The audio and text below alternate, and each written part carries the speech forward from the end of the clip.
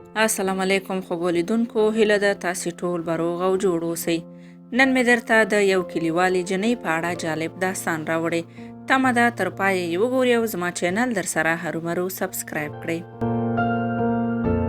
یوه جنۍ وایي زموږ کلیواله زندګي وه. ما خپل مور پلار له لاسه ورکړي وو او د خپل نیا سره مې شپې او ورځې سبا کولې.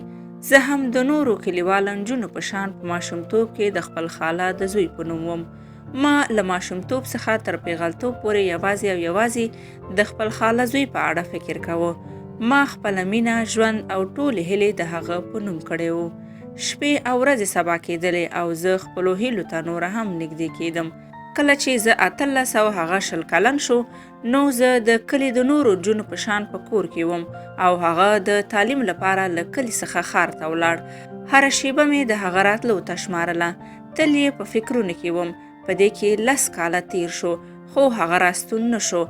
تر هغې چې زما خاله خپل زوی په عذر و زارۍ کلي ته راوغوښت. ځکه خاله مې د خپل ژوند وروستۍ شپې او ورځې سبا کولې، خو هغه د تیر په شان راستون نه شو، بلکې د خپلو 3 لورګانو سره یو ځای راستون شو. هغه په ښار کې واده کړی و او هیڅ یې زما مینه په زړه کې نه وه. ما نه یوازې خپله مینه او زړه د هغه په نوم کړی و، بلکې ما خپل ټول عمر د هغه په نوم کړی و. خاله مې وفات شوه او هغه هم خپل ژوند د مور وصیت مطابق کلي کې پیل کړ. اوس هره ورځ هغه ګورم.